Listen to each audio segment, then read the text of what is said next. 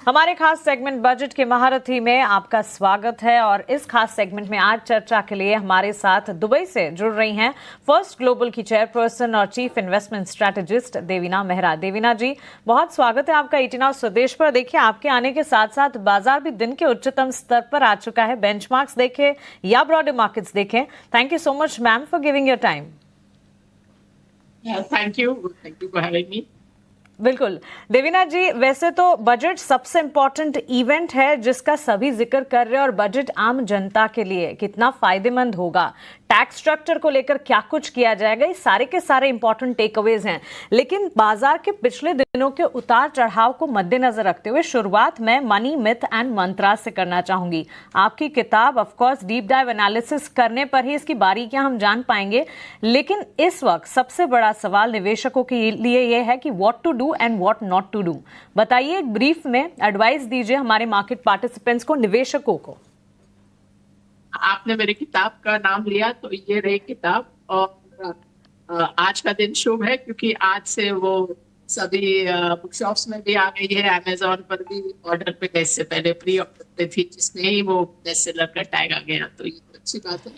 तो जैसा कि मैंने किताब में भी बताया है कि आपको सोच समझ कर निवेश करना चाहिए। जैसे अब बजट के लिए, एक तो वैसे मैं प्री बजट और बजट के दिन भी किसी भी टीवी चैनल पर नहीं आती हूँ।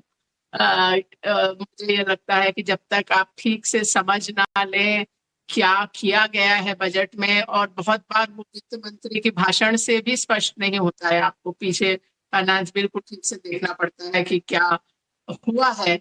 और बजट से पहले कहना कि क्या होगा, ये तो एक तरह से जिसे कहते हैं सट्टा खेलने वाली बात है कि आपको तो मालूम नहीं है कि क्या होगा, तो इस पे आप किस आधार पे कुछ कह सकते हैं, ये तो मेरी समझ के बाहर है।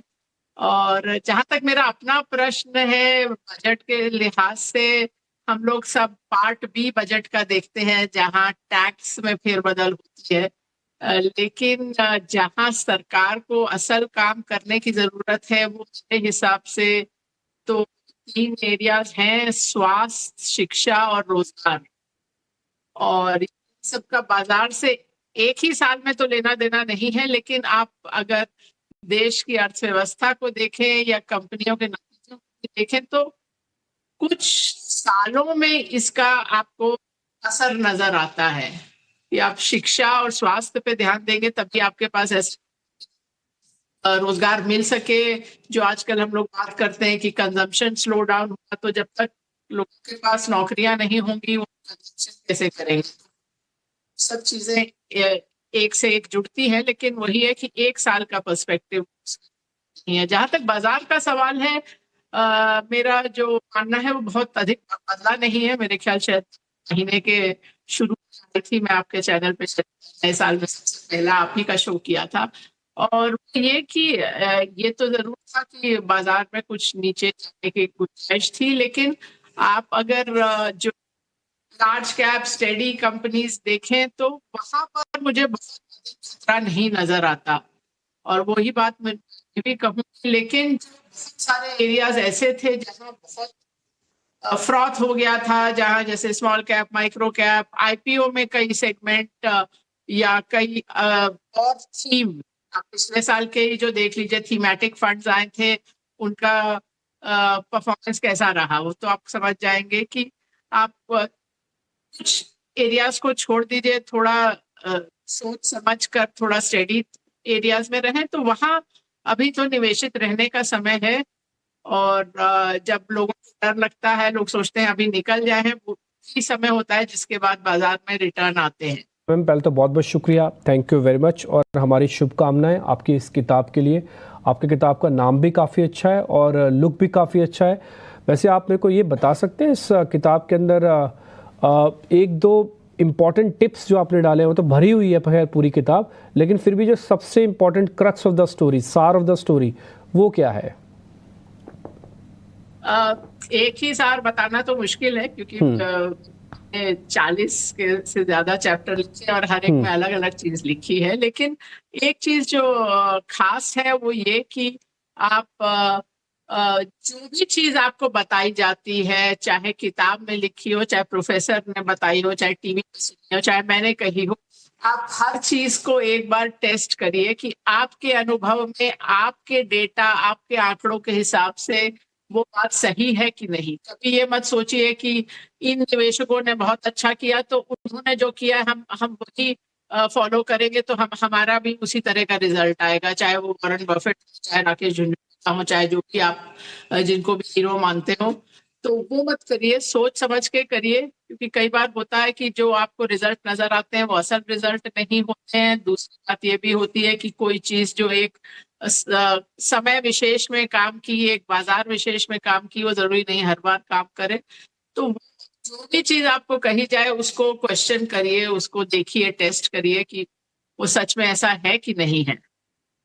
पॉइंट आपका बिल्कुल ठीक है और बिल्कुल तर्क संगत होना भी चाहिए। अगर आप तर्क के साथ यानी कि थोड़ा आर्ग्यू के साथ चलते हैं तो आप फिर ज़्यादा बेहतर रास्ते पे जाएंगे, ज़्यादा अच्छा फाइन ट्यून करेंगे। अच्छा देवना मैम, अब इस बीच इंडियन मार्केट्स में बार बार ये बताया जाता है कि एफआईज की होल्डिंग थोड़ी कम है और एफआईज ने थोड़ा इंडियन मार्केट से माल बेचा है और ये बात फैक्चुअली दिख भी रहा है। अक्टूबर से नॉन स्टॉप उन्होंने कैश सेगमेंट में काफ़ी अच्छा माल बेचा है। वजह क्या है इंडिया से बाहर जाने की और वजह क्या बन सकती है इंडिया में वापस आने की?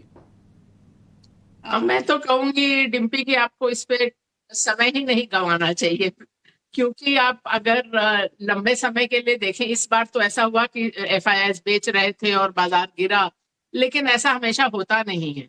अगर आप डेटा के हिसाब से कोरिलेशन निकालें कि हर महीने में एफआईआईज की क्या खरीदारी रही, कितनी बिकवाली रही और उसके बनस्पत बाजार का क्या दिशा रही, तो उसमें कोई कोरिलेशन ही नहीं है। ये हम लोग शुरू के सालों में देखते थे और देखा कि कोई कोरिलेशन है ही नहीं। आप यही बात समझ लीजिए कि एफआईआई का पैसा कब से आना शुरू हुआ, 1994, और वो जो 1994 से लेके 2003, ये 9 साल का पीरियड है, वही एक पीरियड है जिसमें 9 साल में सेंसेक्स ने 0 रिटर्न।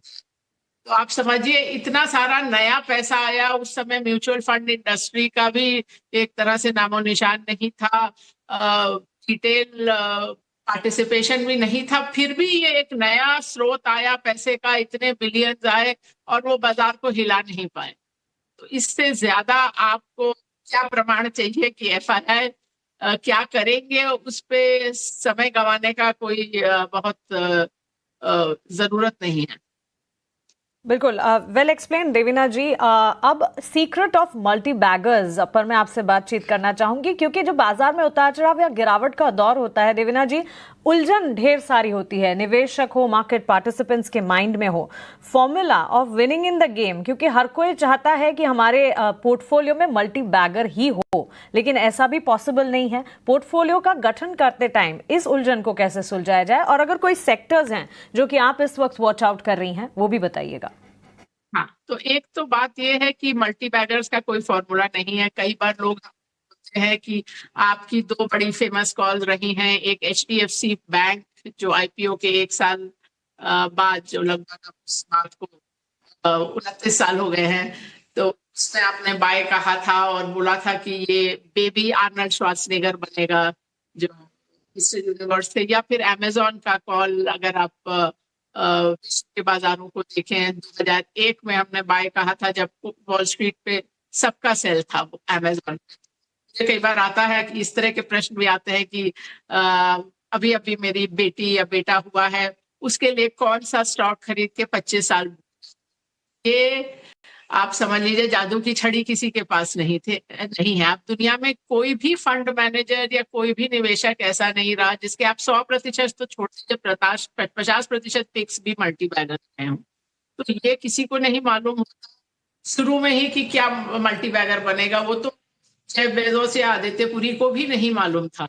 तो आपको जो करना है कि वो एक बार सोच समझ के एक सिस्टम बनाइए कि किस क्राइटेरिया पर मैं निवेश करूंगी, और उस हिसाब से आप 25-30 स्टॉक का आपको कम से कम पोर्टफोलियो बनाना पड़ेगा।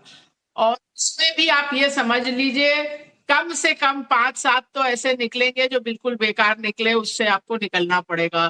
कुछ होंगे जिसमें आपको ठीक ठाक रिटर्न बनेगा। अब अगर आपने ठीक से चुनाव किया है और भाग्य भी आपके साथ है, तो शायद वो 25 में से 2 या 3 आपको मल्टी बैगर मिले, लेकिन आपको शुरू से नहीं मालूम रहेगा कि यही 2-3 मल्टी बैगर होने वाले हैं।